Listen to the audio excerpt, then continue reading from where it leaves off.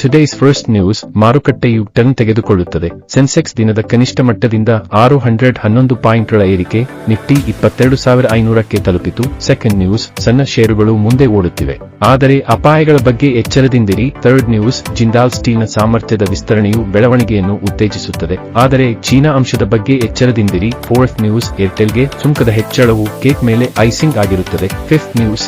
ICICI securities ಈ ಎರಡು Tata group ಸ್ಟಾಕ್ಗಳಲ್ಲಿ 27% ವರೆಗೆ ಏರಿಕೆ ಕಾಣುತ್ತಿದೆ. Sixth news. ವಸತಿ ವಲಯವನ್ನು ಹೆಚ್ಚಿಸಲು ವ್ಯಾಪಕವಾದ ಕ್ರಮಗಳ ನಂತರ ಚೀನೀ ಸ್ಟಾಕ್ ಮಾರುಕಟ್ಟೆಗಳು ಮೇಲಕ್ಕೆ.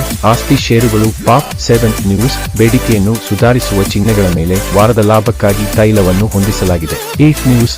ಯುಎಸ್ ನಿಧಾನಗತಿಯ ಚಿಹ್ನೆಗಳ ಮೇಲೆ ಸಾಪ್ತಾಹಿಕ ಕುಸಿತಕ್ಕೆ ಡಾಲರ್ ಹೊಂದಿಸಲಾಗಿದೆ. Ninth news. ಫೆಡ್ ದರ ಕಡಿತದ ಆಶಾವಾದದ ಮೇಲೆ ಎರಡನೇ ವಾರದ ಲಾಭಕ್ಕಾಗಿ ಚಿನ್ನದ ಬೆಲೆಗಳನ್ನು ನಿಗದಿಪಡಿಸಲಾಗಿದೆ. 10th news.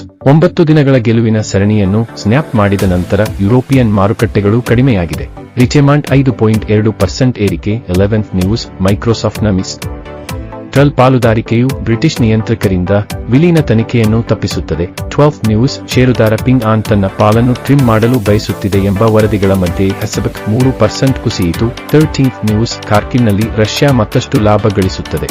ಬೃಹತ್ ಉಕ್ರೇನಿಯನ್ ಡ್ರೋನ್ ದಾಳಿಯು ಕ್ರೈಮಿಯಾದಲ್ಲಿ ವಿದ್ಯುತ್ ನಿಲುಗಡೆಗೆ ಕಾರಣವಾಗುತ್ತದೆ. 15th news. ಹೂಡಿಕೆದಾರರು ಆರ್ಥಿಕತೆಯ ಸ್ಥಿತಿಯನ್ನು ತೂಗುವುದರಿಂದ ಖಜಾನೆ ಇಳುವರಿಯು ಸ್ವಲ್ಪ ಬದಲಾಗಿದೆ. 16th news.